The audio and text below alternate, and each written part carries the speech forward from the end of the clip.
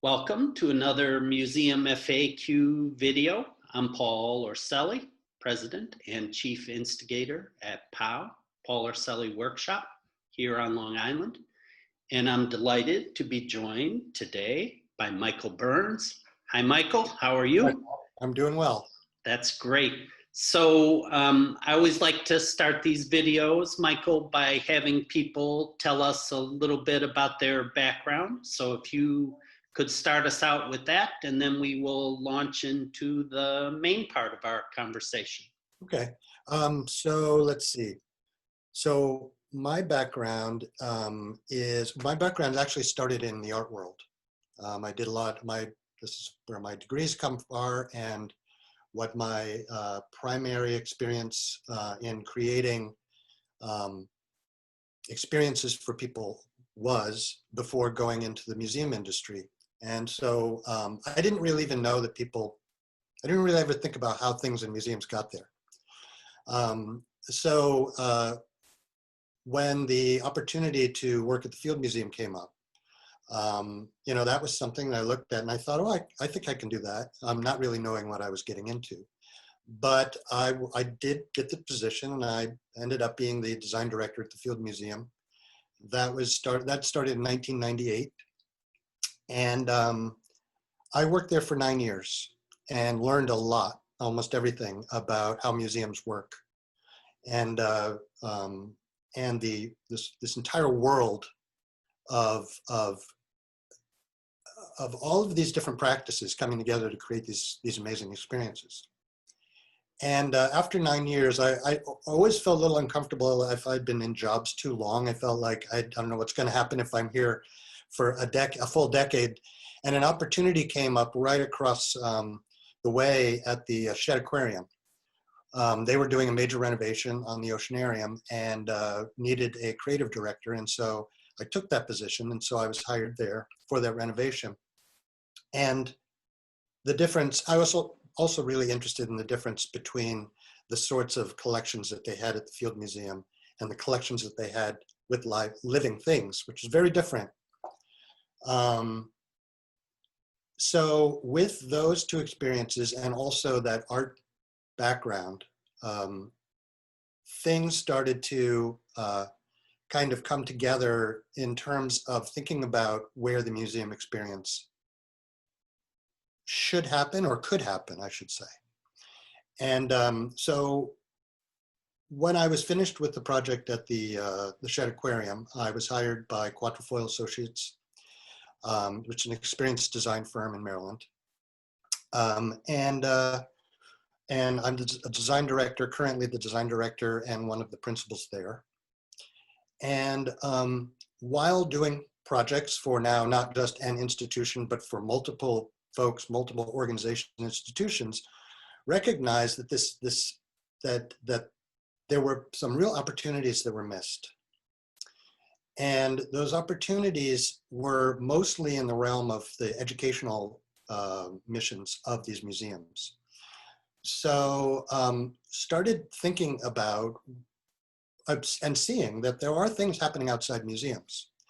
There are these off-site kind of tangential projects that were taking place here and there that were really interesting and tied back into, in a sort of the spirit of the kind of public art that I was interested in doing. And found it to be really effective in a way of connecting people to something that they might not have expected. So here's the thing: when you go inside a museum is like stepping into you step into something where anything can happen, right? Like if you walk into an art museum, there might be something there that in everyday life you might just walk right by it. But because it's in an art museum, it elevates it. So that's really cool, what a museum can do to just objects, just things. But what happens when the museum's mission, and most museums have this mission, is to somehow connect you to what they're about in the real world, right? What happens to that thing in the real world when you leave the museum? Does it just become another thing that you don't notice? Is it only important because it was in the museum?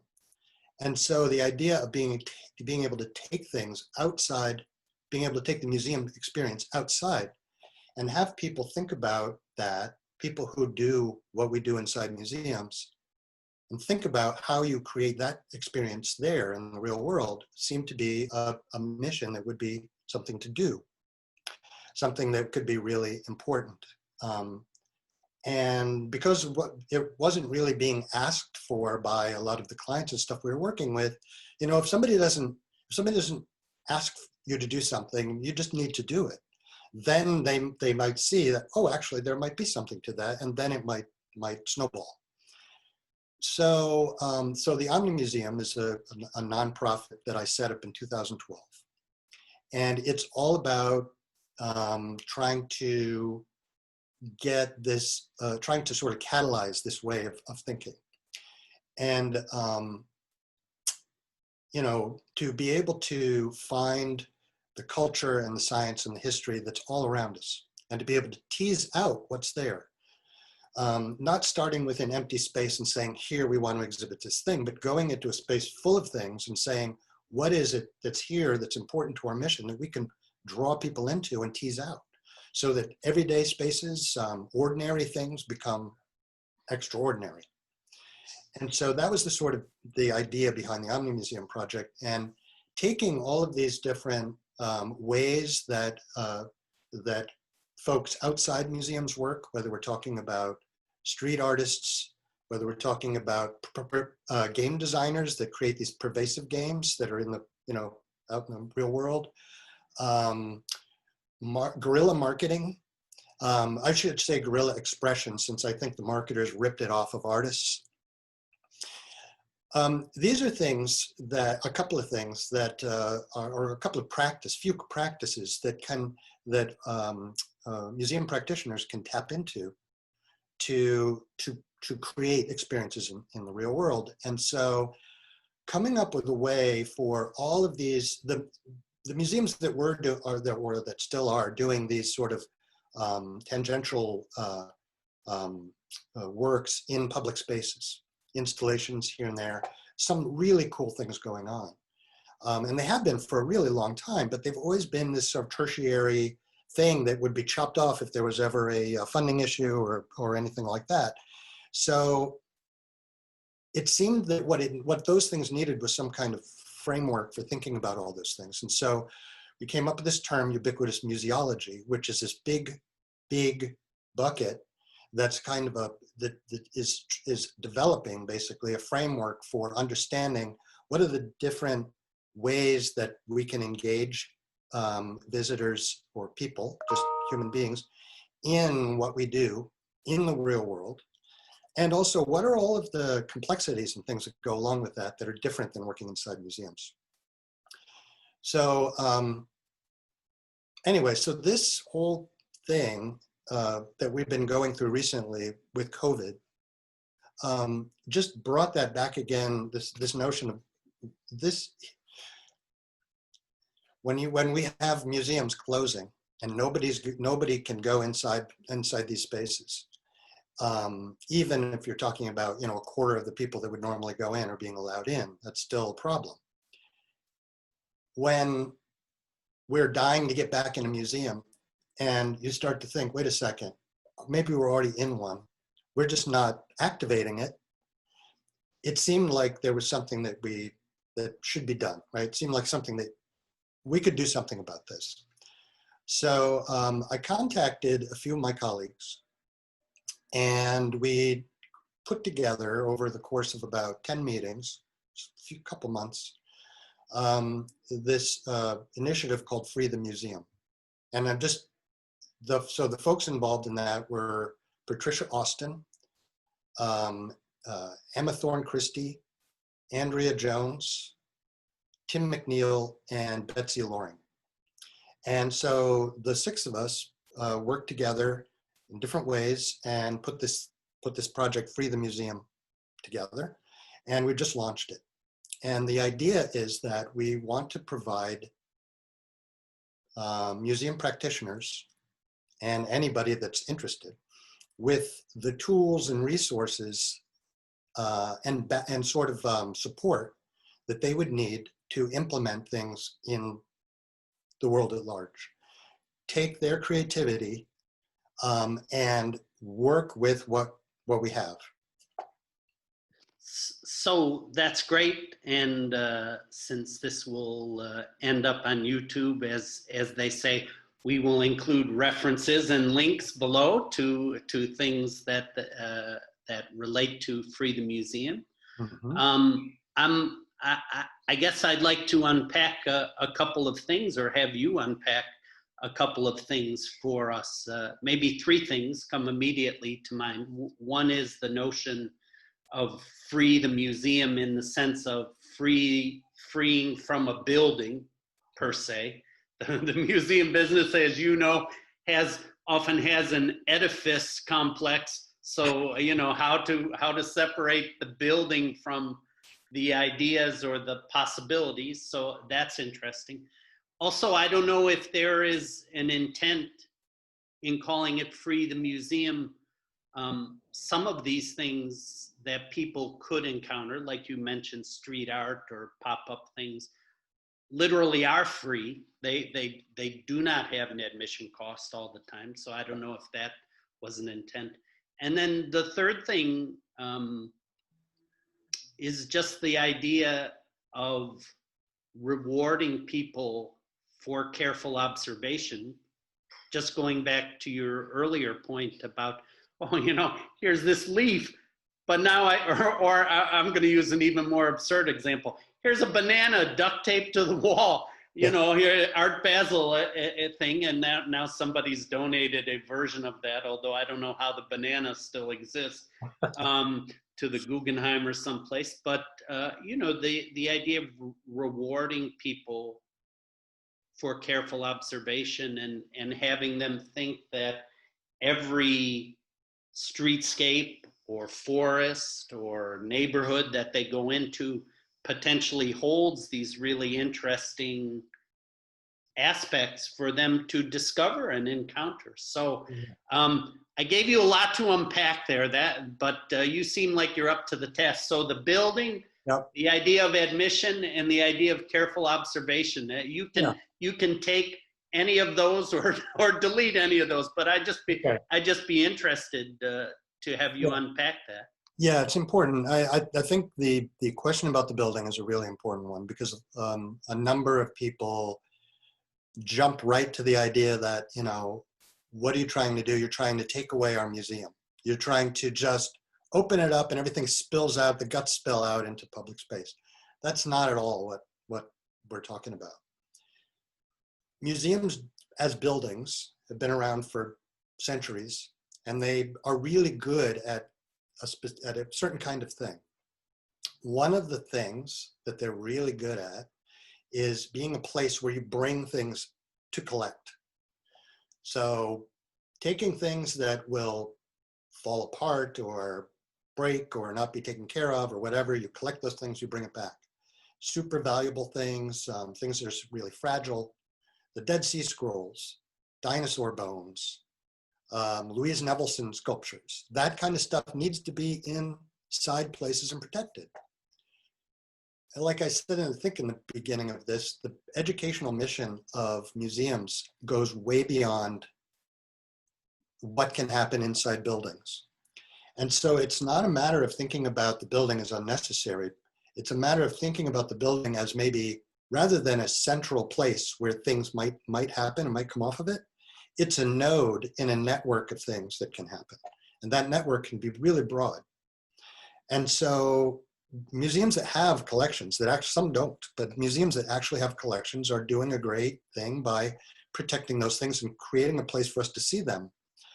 But to think that then they have to stuff the rest of their educational mission and all of the things that we design and make into that space, and it has to fit within that space, is actually very confining. The idea of funding or you know, cash flow is a thing. I mean, the other part of a museum is it's an established way of taking tickets and getting something. We also know that a lot of museums don't make their money on ticket sales. They make their money on being a venue for events and things like that. That's cool. I totally understand that. They could theoretically make more space for those events if they took some of their other educational missions outside. But there's also ways of, I think there's, and this is something actually part of Free the Museum is studying different aspects of what it means to take things outside the museum. And one of the areas we want to focus on and invite people to comment on and to help us kind of tease out is how to monetize things if they're out in the world. And there's probably a million examples that we can start to think of right now. So that way of receiving what you need to keep a place operating, by getting tickets or by holding events, it's not the only way to do it. And you can still get tickets and events even if things aren't happening inside your building, I suppose. But so anyway, there's that. But it's definitely the idea of the building going away is something that nobody is saying that it should go away. It's just about how we think about what the goals are of the museum. I said when before we started recording, I said you aren't intending to hand out sticks of dynamite to eliminate blow up all the existing museum buildings. I like what you said, the idea of a museum building being a node in a network of other kinds of nodes and possibilities. So I think that's a great way of thinking about it. And so what about this notion of rewarding people for careful observation? Because that seems to be, from what I've looked at of the website and know of the colleagues that you're working on this project with, that seems to certainly be an important part of this. And maybe it triangulates with all your experience, both as an artist and as a museum person and as a designer. Well, I do know that when you take things outside of these spaces, these frames, like museums, like we said before, it changes how you look at things. You might not notice them unless there's something that gets you to notice them. Once they're pointed out, you start to see them you could start to see them everywhere. It depends on what it is, but things like phenomena, like heat coming off of a building. The Exploratorium did this great project at Fort Mason where they pointed out a number of things that were just happening, like cracks in the pavement of the parking lot and things like this, and why the cracks were certain ways that they were. Explain that. They also interpreted the heat coming off the building and distorting the view, that you'd see from a certain angle. So just taking things like that are already happening is really cool. And once you point it out, it's not just something in an interactive in a museum somewhere. It's actually something that's happening in the real world. And every time you see it after that, there's something about it that's just more real. And but it does need to be somehow framed. I mean, this week, one of the things we talk about is the museum lens. A lot of this might be about, and maybe we could even achieve some of this by how people are taught in school, but it has to do with being able to apply that lens in the moment to something. And so when something is being pointed out, when folks that do what we do can take an object or a place or a phenomena and get people to focus on it somehow through either physical things or mental constructs or game rules or whatever, then that opens a window to be able to actually elevate that thing beyond just being something on the ground or something just sitting there, something kind of happening that you don't even think about.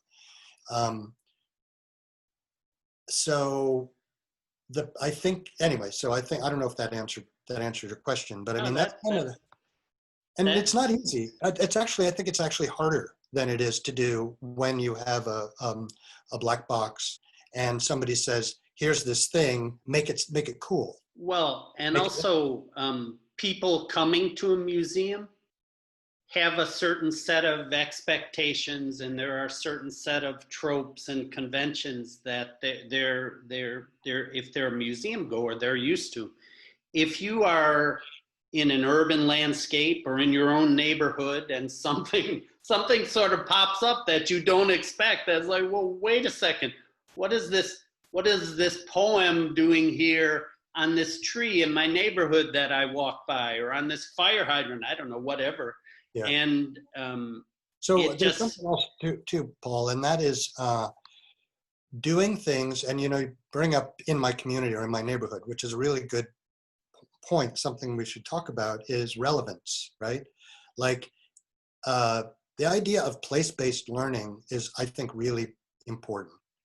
To have like a classroom where there is a model of a cross-section model of a tulip that grows in some other part of the world is interesting, but it doesn't tell you about the place you're in. Like, why not a dandelion or something that you can actually walk outside and see if you live around dandelions, right? If that's part of where you are.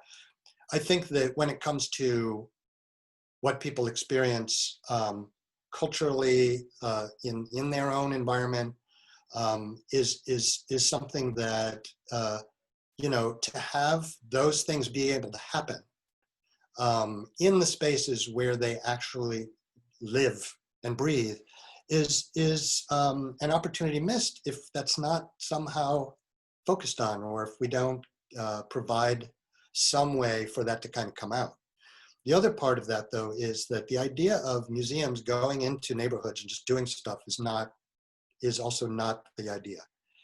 The idea is more along the lines of trying to understand, if we're talking about science or something like that, there's opportunities everywhere. Right outside my apartment here, there's trees in a parking lot, and we can go and interpret those trees in all sorts of ways. Everything from, I don't know, botany, climate change, whatever you want to talk about.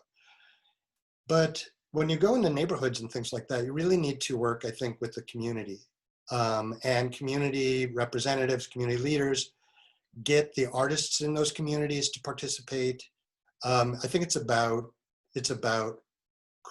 taking what we do as museum practitioners and understanding that it's not just the stuff in these places that's important. What's really important are the people that live there and what their needs are, and what might happen with that kind of relationship, which is something that museums have been talking about doing for a long time. Yeah. They've been talking about trying to connect with their communities, and some of them have made noble efforts. There's always the issue of that kind of edifice, that kind of, it's not real, that's not space I feel comfortable in. I don't feel like it's really for me. It feels, some people think it's elitist when it tries not to be, but it's all trying not to be inside the little box. And so this is really a way of becoming more relevant, striving for more equity and more accessibility. I think that's a great point. I really want to emphasize what you said.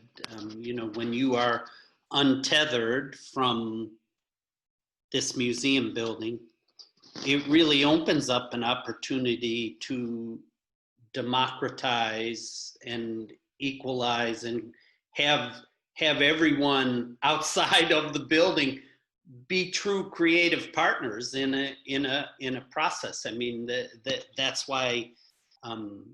And I suppose an example, you gave a number of examples so far during this conversation, but when you see, for example, these murals all around Philadelphia that are very much of a place and of the community, it's usually not somebody just comes in with a truck and some scaffold and some paint. There's actually a process, and right. how are we going to decide what this mural is going to be about, and everybody getting a voice in that. So I think That's great.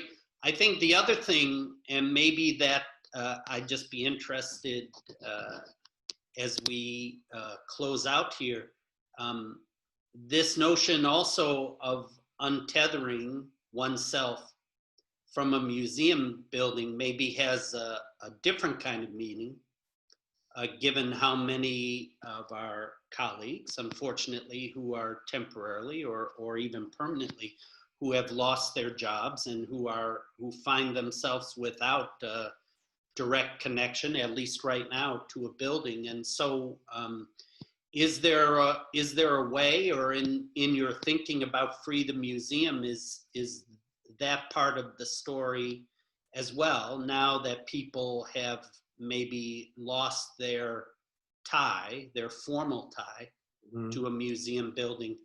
Is this an opportunity for them to engage with their skills in a different way? Well, yeah, I mean, the point, there's sort of 2 points of Free the Museum. One is to show museums they can open up. The other one that maybe is more important is to show all those folks, those museum practitioners, in all of the different, that spectrum of folks that have all these practices, that their work, and a lot of folks that work in museums are very altruistic. They really want to do something good for the world. And what this is, it's an opportunity to, again, engage. I mean, the whole point is to collect projects that people are doing, to inspire and then collect projects that people are doing on their own or in groups that they form in the world that we live in. And it will take all kinds of forms. We've already had a few submissions. We expect a lot more. This is an international effort. So we are really hoping that people see this as an opportunity to free themselves and what they do, their own practice, by doing this. It's an encouragement in one way. It's a platform so that they can show what they've done, and it's also a place for dialogue. I think one of the things we really want to do is have a lot of resources there. Be able to create dialogue and have discussions with folks that have things to offer in terms of, again, we talked about monetization. There's also ethics. There are a lot of things, connecting how to do things in public spaces. So, if you can do it and you can just do it and get away with it, I say do it. Don't worry about getting permission. There are a lot of institutions aren't going to do that. They're going to want to be able to have some thumbs up by someone in the authorities. And there are ways of working with local governments, whether those are urban planners or whatever, to do this kind of stuff. And placemaking is one of those. It's one of those practices that we should be looking at and thinking about what are the different sort of hoops they jump through to get those projects done? What are the hoops that they can avoid? And so, there's that. But I want to emphasize that Free the Museum is a project for everybody that's listening to this, to look at and to consider themselves as being involved, to definitely participate in this project. Well, that's great. I really appreciate you sharing your enthusiasm for the project and working to create this resource that I'm sure will only continue to grow and inspire people. I'm sure of that. And as I said earlier, we certainly will include the links, and that's to the website and other information that you might like to share apropos to our conversation. Michael, I thank you for taking the time today. This is in the strange times we are living in. This is the way we converse and share conversations with people, but that's great. I think I'm sure a lot of people will continue to follow the work of Free the Museum. And like you say, I think both as a resource and an inspiration, which will be really important. So thank you Well, for thank taking you. the time today. Yeah, thanks for the opportunity, Paul. And this is a great series you're doing. So Thanks. yeah. Well, okay, take care and All stay right, thank you. safe.